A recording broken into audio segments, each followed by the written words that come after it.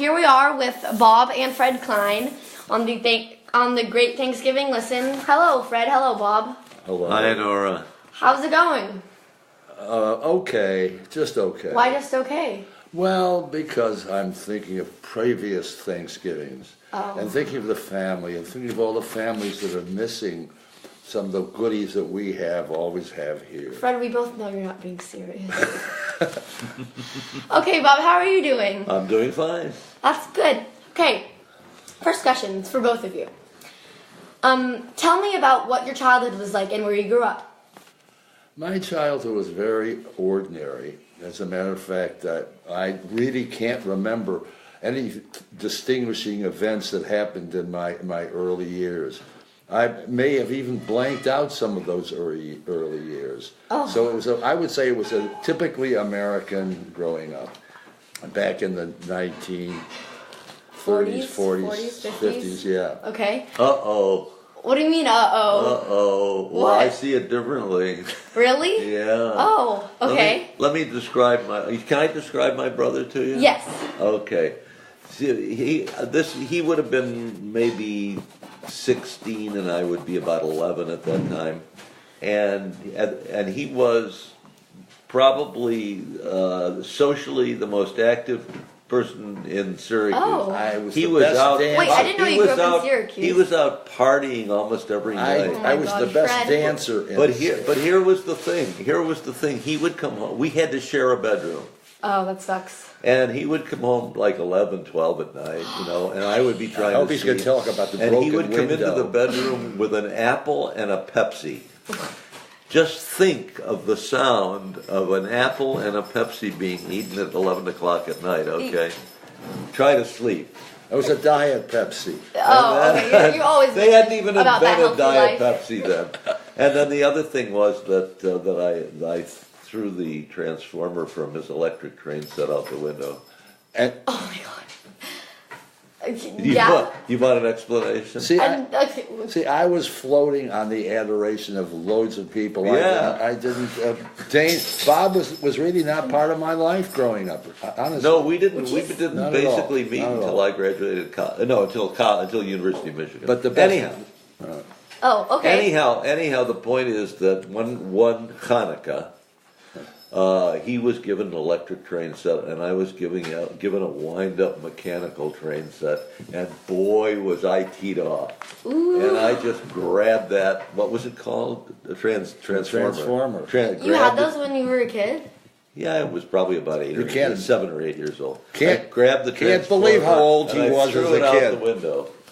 Oh my God. Did you get in trouble for that? Probably, but I don't remember because they weren't into punishment much. My family.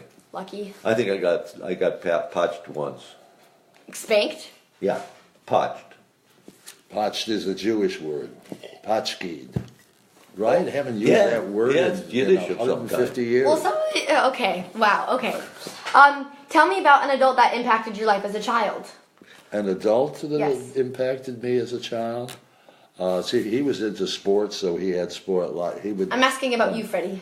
I really didn't have anybody. That Really? I think that there was a high school teacher, yes, at Nottingham High, I guess, that might have been the first person who, in a sense, did influence Which me. one? Who In was my- she? Don't assume. I used to. I can't remember her name, but we used to have to repark her car. She couldn't keep I her can tell parked. you. I'll think of it. What? Because she sent me out for groceries every Yeah, day. short. What? That's Yeah, allowed? she taught. Durham, Mrs. Dunham, Mrs. Durkin. Franny Durkin. Fran Taught Durkin. high Yeah. school political science. Yeah. Wow. And how did she impact your life? Well, she made me much more alert of what's going on in the world. You know, my world had been a very social, inner kind of situation, and finally I could see the nice things that were happening beyond me. Oh. He's absolutely right. She was probably the worst teacher in the school. What? But we all remembered what she had to say because it was so outlandish. Fran Durkin. Yeah. Fran Durkin. Is that the same for you, Bob? Or is that the adult who most impacted your life as a The child? person who had probably impacted my life most was Rabbi Hyman. Irwin Hyman. Hyman? Isn't that like a disease? Oh. He was an extraordinary man. Yes, he was. And The most liberal rabbi I ever knew. yeah, totally liberal. Very, very warm and intelligent, and I mean, I used to listen. I would go listen to his sermons because they were so interesting. And I can remember things about those sermons even now, like when he said the human body is like 80% water. It's 73% water, Wow, Bob. what is it? 73%. Well, but my memory's not 7%. It's Okay. But the one thing that you knew you never could bother him on Saturday afternoons. How come? Because he would be sitting in front of his radio with the score open, listening to the Metropolitan Opera and following every note. I thought that was just fantastic. What a guy, huh? That's a religious leader. Yeah. And he the only time I can remember Mother having this argument with him about bacon. Bacon. She said, "Why shouldn't I serve bacon?" He said, "Because it's against the You weren't dietary kosher? laws." You weren't kosher growing up?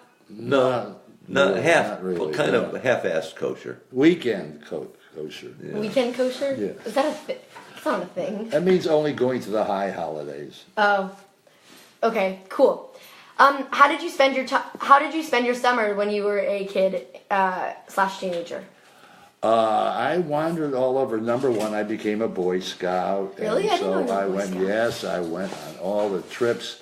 Also became The party boy was also a Boy Scout? Yeah, and I also I had an affinity for swimming, and I ended up at the age of 15 or so teaching swimming. Oh. Teaching, yes, and then we had a day camp. I was one of the counselors of day camps, and we would meet every day during the summer. And I worked with younger people younger than I, including a lot of Bob's friends. Oh. Anyhow, but I wasn't one of those inspiring kind of people. I just felt that I was sort of a go along person. Go along with the trends. Sheeple? Yeah. Not very deep, not very thoughtful. That sounds awfully self-deprecating. Much more frivolous than anything. Oh, okay then. As opposed to my brother. Jeez, okay. What about you, Bob? What did you do as in the summer? Well, interesting thing is that right about the time that I hit teenage, the war came, World War II, and Fred got drafted, and along with everybody else's older brothers. And so where he had been a counselor, we took over. So we're like 5 years younger and trying to behave like adults, And the kids all think we're 30 years old. And I did this for 6 or 7 years at 2 different camps, and it was a crazy experience because it was wonderful. It was wonderful doing it. We grew up doing it, and we raised hell every night. Oh my God! If I And could you tell you. still have the same. How did you friends. raise hell? Huh? How did you raise hell? What did you do? Well, there was a huge bell on a bell tower that we rang to wake everybody up in the morning. God. One night we climbed the tower and painted the bell. What did you paint it? Just a red paint. Did you write anything or draw anything? No. And then whole thing? Another night we took Sue Holstein in her bed. Sue Holstein in her bed by boat out to the raft. Oh my God. And put her there because she behaved so badly. And, I mean, we did terrible things. Was she your age? Yeah. Oh we were all within 2 or 3 years. The girls were all older. You were trying to discipline an older person than you? Huh? You said she had behaved badly, so you're trying to discipline someone who should be disciplining you since Well, she was I wasn't. older? I mean, this was a whole group of us. This wasn't just me. I mean, Oh my God. the group feeling was that she was very snotty, very badly behaved. We had to do something, so we put her in her bed on the raft. I can't blame you if she Okay, was naughty. cool. So that's my summers. Okay. I then. ran theater and religion. Yeah. Wow. I didn't know we had. I like that those things too. During the World's Fair of 1939, that one, New York. I was one of the counselors that took a group of 30 people to New York City from Syracuse, and We all went out to see everything that was going on at the Did you see World's the Fair. hot Mikado? No, I don't remember that specifically. Mahotma Gandhi? Anyhow, suddenly we were all ready to go back to the hotel in New York City, and there was only 29 of us. Uh-oh. One person was Oh my missing. God. So everybody decided that I would take all 29 back on a subway. Just by yourself? Just by myself. Oh. Nobody, never having been in New York City at that point either before. And it was one of the most harrowing times I ever had in my life. Yeah, all at the 1939 World's Fair. Wow. The kid was finally found, and somebody else brought him in. Was the Depression over by then? Depression. Really? Yes, no, and we were never affected by the Depression. Well, we were to the sense that everything was so cheap. I mean, an ice cream cone was 5 cents. A haircut was a quarter. I mean, it was unbelievably cheap because of the recession. Did you Or like that? Depression, huh? Did you like that? Was it? Yeah, and we were sort of aware that we could afford almost anything because prices were so cheap. Yeah. Meanwhile, I have a much more, just the opposite to have. When I first moved to New York City, now having graduated college, my first job was executive director to build a hospital on the North Shore of Long Island. Oh. And the members of the board of that event were the Whitneys, the Paleys, the Vanderbilts, the absolute ultimate wealthy people, immensely, the wealthiest people in America, who actually turned out to be some of the most wonderful people and most down to earth. I learned that money was not should have nothing to do with living. It's what really is within your heart that counts. Oh, so Can I sweet, tell you Fred. about So brunch sweet. at the Vanderbilts Yes. with my brother? Yes. Okay. So he tells me one day we're invited to the Vanderbilts, Alfred Gwynn Vanderbilt. Alfred. Jeez, these are fancy names. And out on the island, it's a Saturday or Sunday brunch or something. Or no, It was my birthday. They were celebrating my Was birthday. it your birthday? Yeah. And so after drinks around the fireplace, which is very nice, we were ushered into the dining room. Can I ask something? How old were you? Oh, this is. Oh gosh. I was like 24. Yeah. Oh. This was after. I'm jumping. was about actually in terms 29. of time. Okay. So we're sitting at the table, and the waiters begin coming in with the food, and the main dish was prime rib, right? It was prime rib, and the prime rib was served, and then another butler comes around with this bowl. And I see Fred wondering what was in the bowl. Uh-oh. It looked like mashed potatoes. It also looked like coleslaw, I guess maybe. It could be. Anyhow, so he took this huge dollop of it, And swallowed and it. then as it was coming back around the table, I think he tasted it and he realized it was sour. It was sour. It was horseradish. Horseradish. Horseradish. It was And lumps he's trying of to horseradish. say, that don't I had swallowed. take a huge dollop of horseradish. Horseradish is spicy, right? Yeah, very. Yeah. Very. I turned no, red. Fred. This is in front of Didn't all you the smell high flung plates. No, it didn't have that kind of smell, or it didn't seem to have that. No, it didn't. It didn't. Especially with butlers holding it in a silver. Anyhow, that's Oh my that's God. class for you. Okay. Wow. Tell me your experience of growing up as a Jew. Was it hard? For me, it was just a social umbrella. Oh. Everybody I knew was Jewish. I mean, though I went to grammar school that was mostly black, as did Bob. High school, which was where all our Jewish friends. I mean, sure, there were a lot of people who were not Didn't Jewish. find no black people there. No, that's true. But growing up, I still think at Madison. At Madison School, We grew up. Our early days of schooling was at a Madison school, which was 90% black, or maybe 85, and the rest of us were white. So, well, my classic story is there was a woman named Fred Klein. The smartest, a stunning black girl, who was sitting next to me because we were alphabetical, and I would be frightened every time they come around that might be calling me not Fred Klein or Frederica Klein. And thank God they would call her, and she was like the superstar. And so that put me in my place, and I think I was pretty good from there on in. Okay then. And did you feel like a minority, like at your school? I guess we could. Maybe there were a couple women that I thought were terrific, and they were not Jewish, and I thought, well, what would, could I impress them or not? But in a sense, I was a follower at that time. All the Jewish, there was all the men and the women. Actually, we all went to the same classes. We all did the same things. They all lived, except for us. They all lived in essentially the same physical area. So it never impinged on my life. It was just a duty and a sort of a natural amelioration with everybody around you, because that's what it was. So 5 years later, I went to the same school. Here it was. We lived up on top of the Madison Hill. Yeah. Okay, but you had to go to the nearest school, and the nearest school was at the bottom of Madison Hill. Oh, that's hell, walking back from school. And it got into the ethnic neighborhoods. When I went, it wasn't 90% black. It was totally everything. It was totally diverse.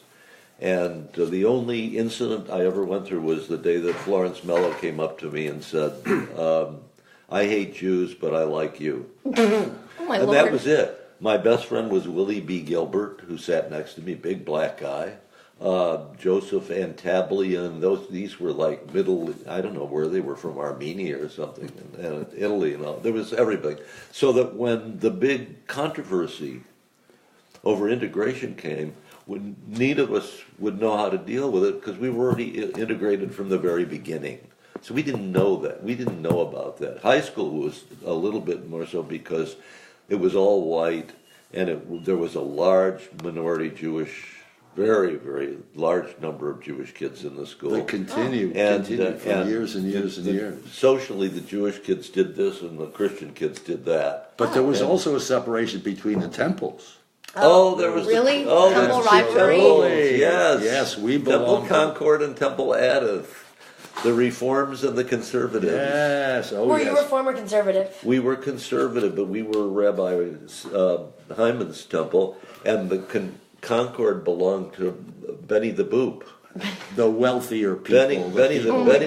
Benjamin Friedman was the rabbi there, and he was a prize idiot. And I had to deal with him, because when we got to camp later, the daughter was cute. They hired him to be he and his wife to be the rabbi of the camp, and he didn't know what to do as the rabbi of the camp, so he used to go around with a riding crop and test everybody's bedding and make sure they made corners. Square. He was an idiot. Oh my God. And I ran the religious services every week, and he would complain to They the thought owners. he was going to be a rabbi. At one point, Bob was studying to be a Boy, rabbi. Bob, Really? you're going to be a rabbi? No. Meanwhile, my only association is I used to be in charge of all the sports, as everybody was trying to learn their bar mitzvah talks. I was the one that was in charge of the ping pong table and tell which boy didn't have to come yet, and he'd go. I was in charge of the sports programming with all those people who were learning to become to be bar mitzvah. And bar mitzvah at that point, of course, no bar mitzvah was even considered. Yeah. And I was the rabbi for about 6 months. Really? Well, Rabbi Hyman got drafted, and so I was at that point, for some reason, the head of the junior congregation. How old were you? I was 14, 15. You were a rabbi at 14? Yeah. Jeez. So Isaac Simon, who was the shamus of the shul, whatever that was, came to me one day and said, "Bubby, you're going to be the rabbi." I said, "What does that entail?" He says, "You just listen to me." And he was an amazing man. First of all, he had a vocal range from bass baritone to soprano. Wow. So he would say things like, to all of us, lecturing us, he said, boys, if you want to be a good Jew, you got to study. And that would be up in the soprano room. Hilarious. So for that 6 months, I would gather with him on Monday morning, and he would dictate in total broken English a sermon he wanted me to give.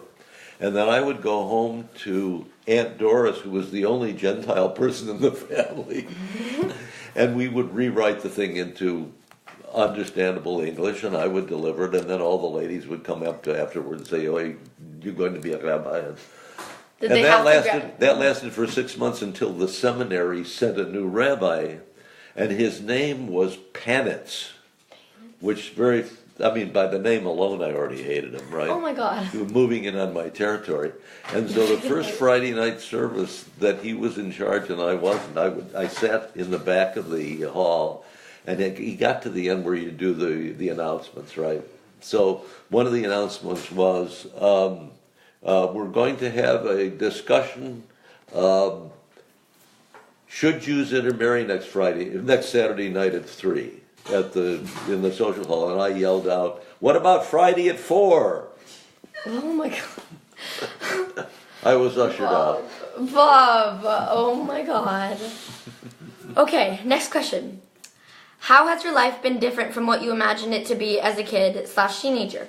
What do you, Bob? Or no? Well, I certainly ended up accomplishing an awful lot more than I ever thought I would. I thought I'd be just another editor, another person who was interested in just flitting around in fields, until I walked in 1960 to a company called Bantam Books, where I got a job right away and spent 30 years there. And it was probably the most exciting 30 years anybody could have had, because I was right at the center of an area of Americana that was developing and trying its way to be even better than it had been, and it became sort of the golden age of accomplishments in terms of, and I use the best example of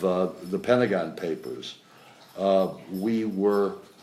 Turns out Bantam would make into book form, paperback book form, things that happened only last week. It could suddenly be in book form at your real bookstore. long books? Well, modest books, actually, but books aimed at, for instance, the Pentagon Papers. We ended up with the New York Times printing the Pentagon Papers and then selling and shipping them throughout the world as a book in less than 48 hours. Wow. And that was something that had been unheard of, because it had been a very stuffy, very educated kind of business before a bunch of us ruffians got involved and started trying to get things more jazzed up and more contemporary. End of period. Anyhow, so that was my time, and I think that influence. Well, I have people. Some of my authors are still around. Some of the books are still around. I think there'll be things around long after I am. Wow. That would include me. What do you think, Bob? The question had to do with what prepared me for the. No. How do you think you see yourself? How has your life been different from what you imagined it to be as a child? Well, I started. It's a matter of fact, your great grandmother probably was the most influential person on that. Really? Gertrude Alderman was an amazing woman.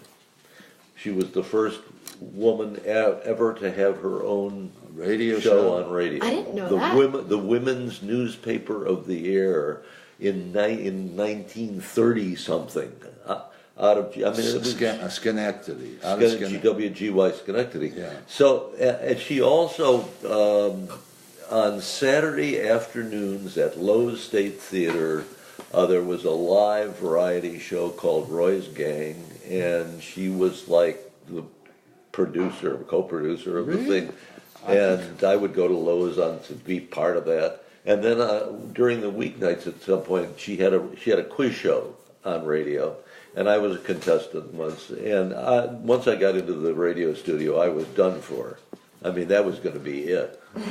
And she was always a great, great supporter of that kind of thing. So I decided I wanted to be in radio, and then television was just coming on the scene. I said that's part of the same thing. So that's how it all. It was all great grandmother Gertrude, who was a great lady. She's my great grandmother. She's your great grandmother. And what was she doing? My aunt. Your aunt. Okay. Yeah. Okay. Cool. Okay. Moving on to questions about family.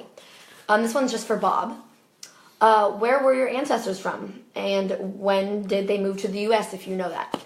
But what we do know, because we haven't invested in the DNA stuff yet, but the Klein side of the family, one of my cousins, whom I don't even know that I've ever met, but we were all in touch a lot, did a DNA search of the family, and they traced the ancestors back to Russia, but all it says is Russia. Oh. From conversations in the family, it appears that some of them came from a part that's now called Moldova, was then called Moldavia. So that's in Russia? It's off and on between Russia and Romania, and I think it might even be independent now, I'm not sure, but the Russians can probably control it politically.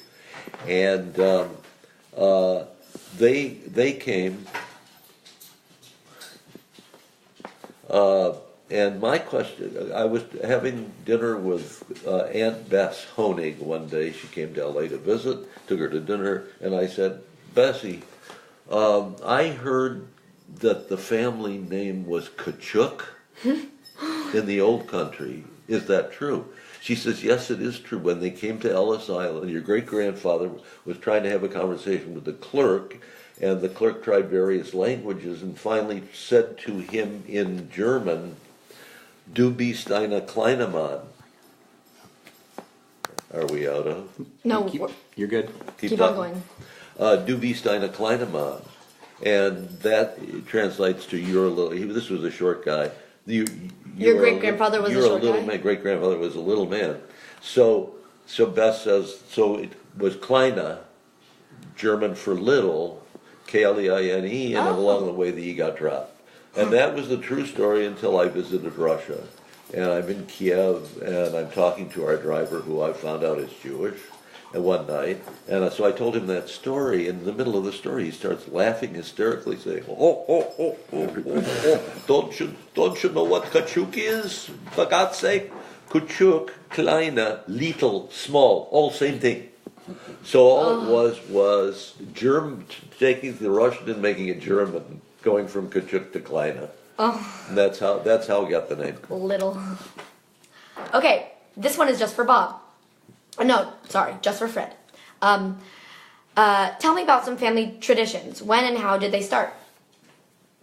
Our family traditions? Just, yes, any family traditions that you have. They started, obviously, I'd say certainly before me. I think the generation before me is when certainly our parents, who were involved, as I said, in the temple, but strictly on a holiday basis. But Dad belonged to a bowling league, yes, which was all Jewish. Yes, belonged to a country club, played golf, all Jewish country club. Yeah. Very much part of my life. I remember that I used to caddy for my father. What does that mean? We used to, instead of the cars that'll go around. I had, slung the bag over my shoulder, and I would carry it. And you want this, you want this one. You have this guy. Yes. Anyhow, but I really had no curiosity beyond that in terms of my Jewishness. Oh, it doesn't have to be a Jewish tradition. Just any tradition, like a birthday tradition, any. I don't think. Can you think of a tradition? We always used to go to. We used to go in the summers. Yeah. We would Wasco go to Lake. Owasco Lake. Yeah. The lake that was so odd, you could go for 4 miles and the water wouldn't be beyond your ankle. Wow, that's crazy. And the family, a lot of our family, the Grossmans would come, and all the young The Hedges. Yes, the Hedges, which was a place we also stayed at. We would also summer by all families, and the boys would get together, the girls would get together, and it became so that suddenly it was now another generation working together, and living and having fun and sports together. Do you know how that started? That like tradition to go to? Well, it started about when we were growing up to the point where maybe 5 or 6 years of age. You know, where suddenly, what are you going to do with the kids in the summer? And so there was always a trip in the summer, all the way till I remember that Jason ended up in out there in East Hampton and all the Tony places, the summer places that we used to visit actually earlier in our lives too. Oh. Okay. This one's for Bob. Of all the family members you knew or heard stories about, who do you think had the most interesting life? I think Gert did. Gert. Oh yeah, she broke. I mean, Yeah, she did. women were wives in those days. Yeah. They stayed home. Like our mother, who was trained as a teacher, never taught. Stayed home and made wonderful food and took care of us. And all that Played stuff. bridge, big bridge player, big mahjong And, player. and yeah, Typical old and Jewish canasta later. They had Yeah. weekly canasta games. Smart. So and Gert was the only one in the family who broke the mold. Oh. That's... She went to work early. I remember She very. was young. She made hats. Yeah, that's right. They owned a hat store in the hotel. She was about 18 years old. She made hats. Yeah, true. Sewing machine. She had a sewing machine. Yeah. She had everything, and she would make hats. Very, very gaudy and trendy, ritzy hats. So here she was with her hat store, with the variety show on the weekends at Low State. That was a the little later. Quiz show, and then the radio show that she hosted when they moved to Albany, because Bernie became the assistant attorney general Who's at Bernie? that point. Her husband. Bernie's your great uncle, and then they moved to New York, and then she got a job running a major a department store chain showroom. Right. And the showroom would change shows 6 times a year. I don't know how many times a year. It would be furniture, it would be clothing, it would be whatever. And there was the Underground Railway between her and my mother, stuff that it was for display. There was nothing to do with it when they were finished with the show. So she would ship a lot of it off to my mother, who would sell it in Syracuse. And that was mainly baby clothes. Baby clothes. Baby clothes. When Wow. the baby clothes show, they were in big money. So it was probably illegal, but nobody cared. Nobody did Oh my God. anything about it. The black market on baby clothes. So Gert was just endlessly colorful. She also smoked like I mean, she would carry this tin and ashtray with her in the car when I drove her somewhere so she could smoke in the car and all that. She was a character. Wow. That sounds like fun. I wish I could have known her. Yes, Did I ever you meet should. her? No, I didn't. I've never met her. No. No. Couldn't have. No. But Jason, No, as a matter of fact, but your Jason's mother been- didn't even meet her, right? What? Your mother didn't even meet her. Oh. Really? Yeah. Wow. They would have I loved. didn't They know- would have loved one another. Yeah. Oh God. As a matter of fact, very much so. Very much so. I never even thought about that. Wow. Okay. This one's for both of you. Tell me about what your reaction was when you found out that Jane Alderman was pregnant with my dad. What I thought. They were living in Chicago. They were living in Chicago, or they Yep. moved to Chicago from New York at that Yeah. point. Yeah. I didn't have an awareness of it. I guess I was in California by that time. No, I wasn't. I was not. You were probably still in New York. I was probably still Yeah. in New York. I had been close to them when they lived in New York, and once they moved to Chicago, I sort of lost track there for a while. So I'm not the best one to give you an answer. I can't remember, but I certainly knew Jason. I'd say from the age of 6 on, I was closer in terms of his everyday living by that time. It was just sort of a big, I had jumped sort of a hurdle there. And from then on, it was I had to know about Jason through any operation I could find. I was much more in touch because I did a lot of business in Chicago at the time. My company did. We were working for CBS at the same time that your grandfather was working for CBS, and I love your grandmother Janie a lot. She was a terrific lady, and so I would see them quite often. I would saw him, your father, when he was a little baby. And then later when he was an obnoxious pre-teenagers and everything was boring. Oh my God! Is that how you feel right now with me and Daniel? You're better boring behaved teenager? than he was. Oh, okay. That's But good. he worked out okay. That's good. I'm glad.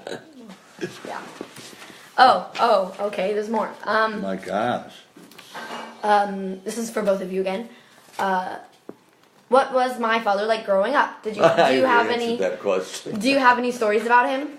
Well, of course, my favorite story is, I think you were about 50, maybe a little over than 15 or whatever. Anyhow, he was out in California and I was out in California visiting. Why? Why was he in California? He was on vacation visiting Gert. Oh, and I just came out there. I can't even remember why I was there, but I was there on business, I believe. Anyhow, I had just had my name printed in the New York Times that day that I had Jason. And Jason and I kept on crowing about how absolutely wonderful. Did you know I was in the New York Times, and I was just insufferable. Oh my God, Fred. Could not let him forget it. And we go to the movies.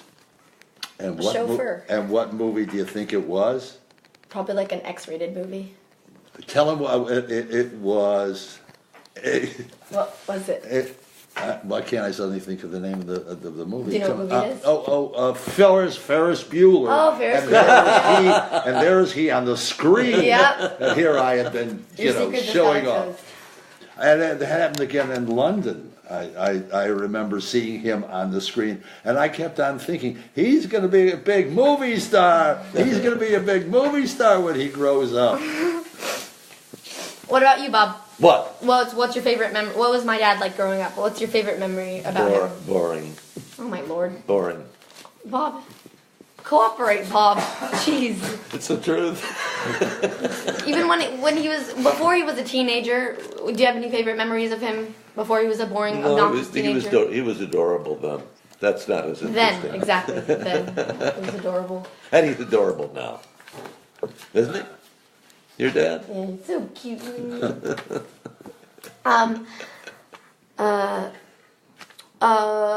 Sorry. Tell me about the person who had the greatest impact on your... Oh, wait. Didn't I already ask We did that. this? Yes, we did. Okay. Now we're going on to questions about career and work. Oh, well, I wish I'd known that was a special category. I've got this all figured out, Bob. I've Fred. moved some of my stuff backward. Go ahead.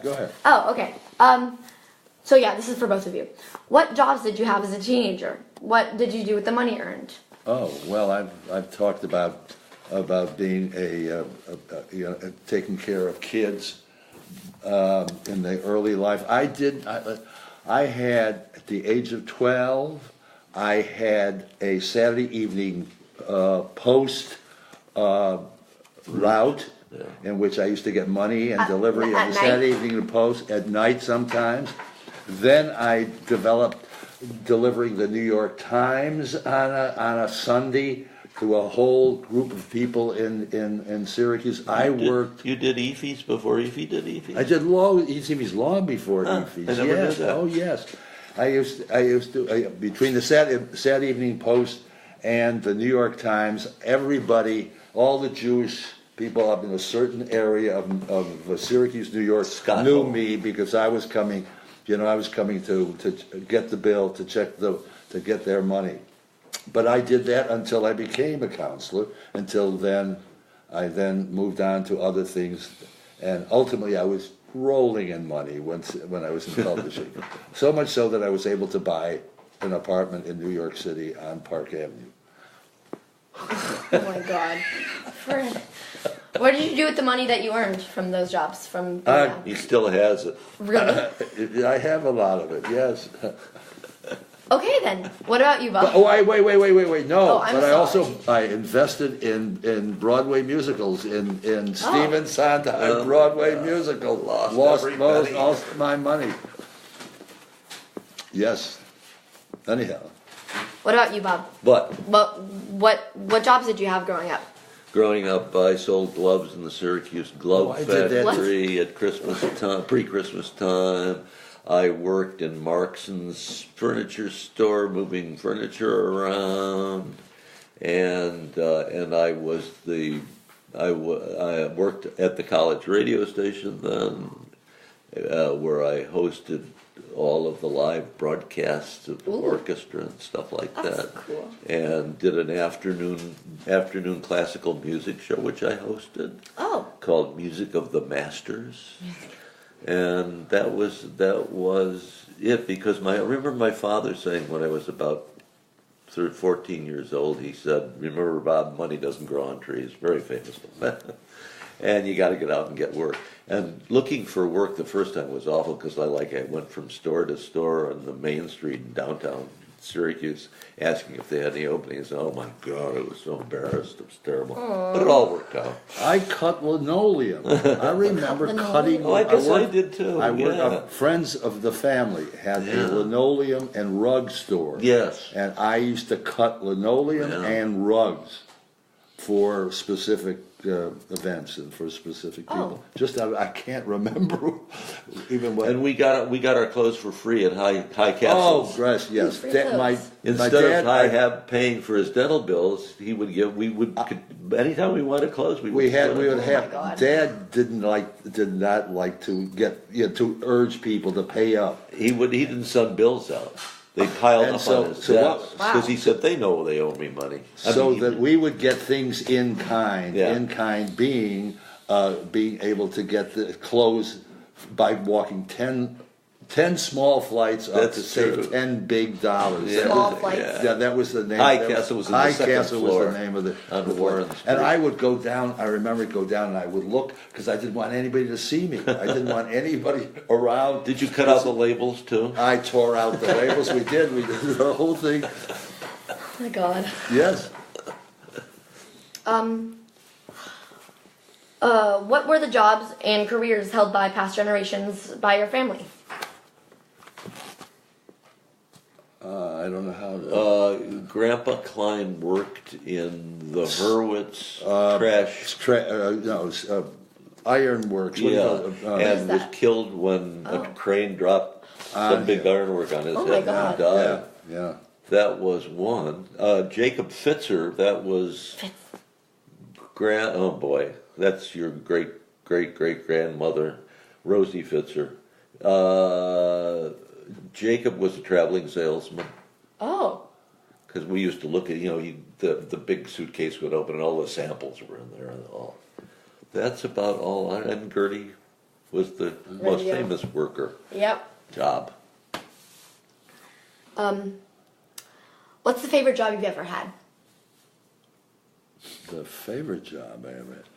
Well, right now I happen to be doing a television series in Santa Barbara called Literary Gumbo. How would you tell me about that, Fred? I interview writers. Oh.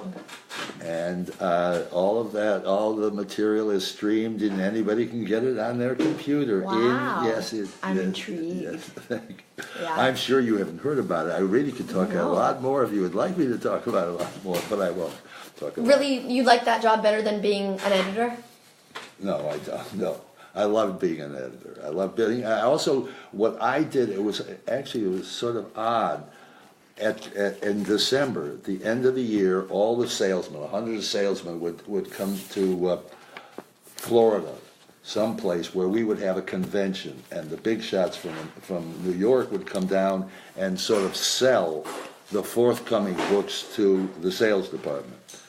And I created a musical so that we would present everything as a musical, and I was the MC. Actually, Esther Margolis and I were the co-MCs, and I wrote material, and I used to write spoofs of famous songs to promote Jaws. Like a parody? Yeah, Jaws, no, or Exorcist. Oh my God. We would present that to all these sullen, now probably having drunk too much the night before, people who had to listen to us. But we made fun of the authors, we made fun of ourselves, and we endeared ourselves to the sales department. I still hear from people who still have. As a matter of fact, I have one, which you guys will ultimately get, in the evening, in which not only am I doing my stuff with the people, but also Shirley MacLaine, who had done a presentation right before me at that event. Anyhow, yes, I loved that spot in the years that I worked at Bantam, and I did it until I left, and actually other people took over after I did. That's it.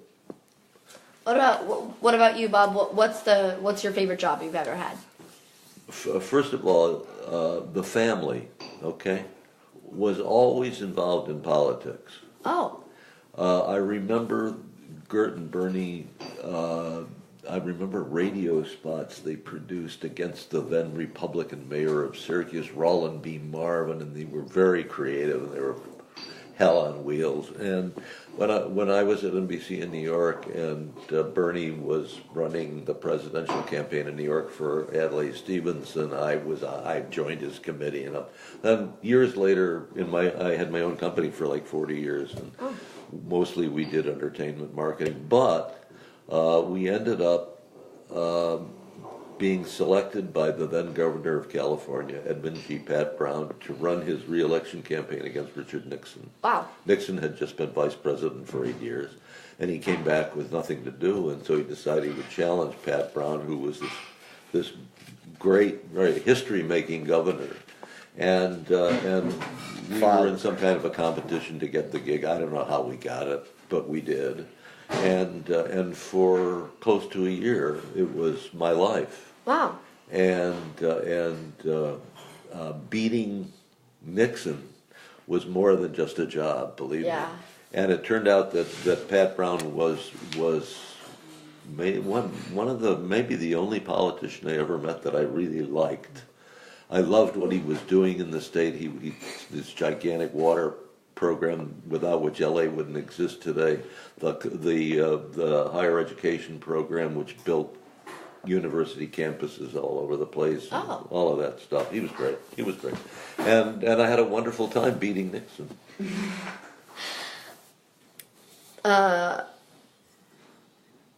You probably already half answered this question, both of you, but can you share a favorite memory you have from that job? A favorite memory? Well, I sort of, you're right, I've done a few. You go ahead, Bob, I'm just not thinking. No, I'm not sure. What was the last word? Favorite memory of what? Of the, like a memory you have from your favorite job. Well, from a favorite job. From like, yeah. Well, the John Deere people, they make tractors and stuff like that. Mm-hmm. That was another thing that was out of the ordinary of jobs we took. But they hired us to do a worldwide industrial documentary about the company. And I went to 9 countries in 6 months, and it was just a grand experience. Took me to places we flew into Marseille, where a bus was loaded for us, including a little refrigerator, and we stopped at every farmer's market from Marseille to Paris, and we were in Germany, we were in Britain, we were in South America and Venezuela and Argentina. It was a great 9-month project that was a terrific success. Wow. That was good. That was a good one. That sounds really cool. Have you thought of anything? Nothing that No? I think. No, because I was a name dropper to begin with. If you consider this a proper on Sunday, the New York Times, I used to do the New York Times crossword puzzle, which is very, very difficult. And when I was working out to build the hospital on Long Island, all the ladies, the Mrs. Vanderbilts, the Mrs. Whitneys, and I would all do the New York Times, but the first one who finished would call the others and tell them. And I beat them almost every week that we did that. Wasn't that today? Today I cannot finish. Wasn't that the double crossing? That wasn't it? No, the double crossing was with Mother and Gertie, but no, the New York Times was with these ladies. Oh wait, I got one other. What a great story! Great story. In raising money for the hospital, goes back to my early days. We were going to have a big event, and there was a women's group that came together. They were having breakfast at Jean Vanderbilt's house, the very Tony Jean Vanderbilt's house. So all the women are downstairs waiting for Jean to come down her stairs to greet these people. Jean is frightened to death of crowds. She blanks out. No. So I said, give me 5 minutes, and I assure you, you should come down and you'll be fine. So I go back downstairs, and I say to one of the women, what is your new exercise class? And she explains the new exercises she does. I get on the floor, and I begin to ask, okay, now what do I do? And I demonstrate all the exercise things that these women are doing. Oh my God. And they become it's somebody being so bizarre that they're hysterical, that she hears the laughter and she knows she doesn't have any trouble. She comes down and is fine from there on in. Freddie saves the day with making a fool of himself. Yes. Wow. Okay. Now these are personal questions. Oh, what are we gonna do? Not like that, but yes, they're okay. For both of you, have you ever been in love? Yeah, probably. Yeah. Probably. Yeah, probably. Can you go into more detail about that? Not necessarily, but. Then can you tell me about Jim? Jim was a dear friend. Jim was maybe the closest thing I came. Jim was a Chicagoan, came from Chicago, moved to Syracuse, and then met in New York. And we had sort of like a cross-country relationship, because I lived in by that time I lived in California, and he lived back in New York. But we would see each other every 6 weeks or so. He was a homemaker, which I certainly am not. And he had a heart, which I don't think I am very much a demonstrator of. And I think that made a difference too. I think I became a little wiser after his relationship. And he died about 5, 6 years ago. Okay. All right. Yeah. All right. Okay. Have you ever been in love, Bob? Shall we set the parameters of this right now? You have 2 gay cousins, okay? That's what starts it. Okay. He doesn't like to talk about that, but I've grown out of not talking about it. Good for you. And so I can say that I've had 3 wonderful relationships in my life. Frank and I were together off and on for 25 years. He died young of lung cancer. And how old was he? Then Dean, you know Dean. We were together for 12 or 13 years. And unfortunately, although he was very successful in theater in New York, when I finally persuaded him to come home after the lead in Mamma Mia, for a year he never worked a day. And it was really hard on him. So now he runs the acting program at Texas Tech, which is his home country, and he's starting a regional theater, professional theater, and I think this coming season he will probably have a new show in New York He's working on bringing a play into New York. Wow. And that's Dean, and then currently the one I was telling you about before, Nick. Nick. Yeah. Which is not a gay relationship. It's a gay-straight relationship. That's complicated, but it's the way it's going for me. Okay. Okay, that's the headlines. What are your hopes for the future? I'd like to be healthy enough to last a bit longer, to see you become a cheerleader. Oh my God, Fred! No, no, I'm not. Oh my God. Oh, okay. What are your hopes for the future, Bob? I hope to be around long enough to preside at your wedding. Oh, thank you, Because I did. Bob. I did at your dad's. No, Yeah. I didn't. I did not do your wedding. You read at his wedding? Yeah, yeah, You did? What'd you read? yeah. Something I wrote. Cool. What's your biggest fear? Biggest fear Yes. is to fall. And To fall anytime I'm walking along, and I've fallen a couple times. I don't think anything. Only one was really very serious.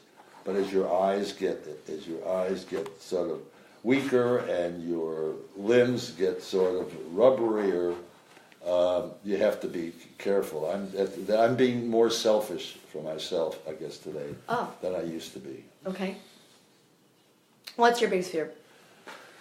My biggest fear probably is that I won't be around long enough to see the visions that I have in my head become real. What are the visions you have in your head? Well, the one that's left, there's one left to do. There's one that's happening right now, which is teaching show writing all the way through high school, community college, and university. But then there's one left, which is called the Development Center, which is the world's first development center for new musicals. What's that? Can you explain that? Can you explain the development center? Yeah, there are thousands of talented kids being graduated from schools around the country to perform. But there are only 3 universities in the country where you can study composing, writing, putting together a musical, which is a fundamental problem now that the musical is back in public favor again.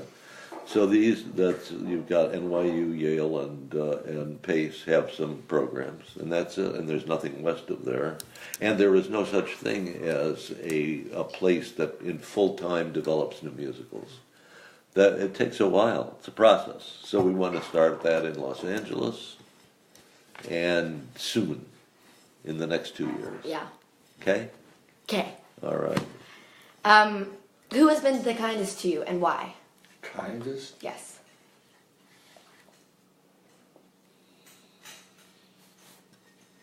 I don't think of kindness as being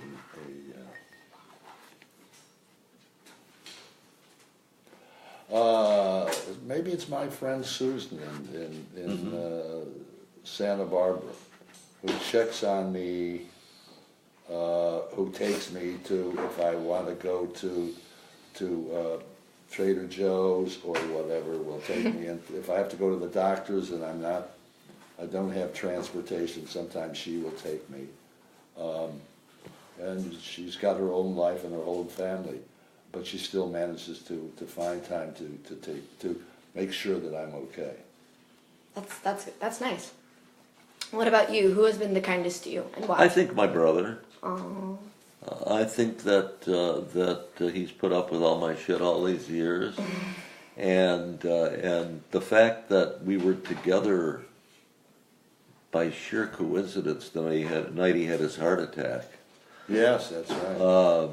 That I was able to be there for him was just an unforgettable experience in life. And he had always detested hospitals. Hospitals. He didn't think that hospitals were good at all, and he's become a devotee. I love that hospital. They were just so amazing. I mean, I was just totally surprised that they treated me the way they did, that they treated him the way they did. It was quite an experience. I still don't want to go to a hospital. Oh my God. Shit. How come you don't like hospitals? Huh? How come you don't like hospitals? Because You I know, guess because people die there. I don't know. Right. And people have aches and pains there. Yeah. Yes, Well, it's a that's center for suffering.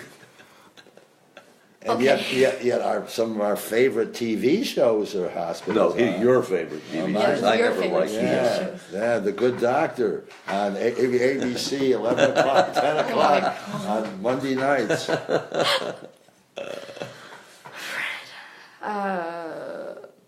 Tell me how you would like people to remember you. Oh, Oh. oh gosh, as somebody who was caring and who always was looking for ideas to better oneself or to create create an audience or to create interest. And hopefully nonprofit charities, especially. I was involved with Recording for the Blind. I was involved with cerebral palsy. I've been involved with a lot of the national organizations, and they are well worth our interest and our money. Wow. And the more that can be piled in that way, the better. How would you like people to remember you, Bobby? 3 words. He did good. Okay then. Short and sweet. That should end it. Yeah, that's all of my questions. Thank you. God, that lasted very well. Thank you for taking your time. Well done, Nora. Thank you.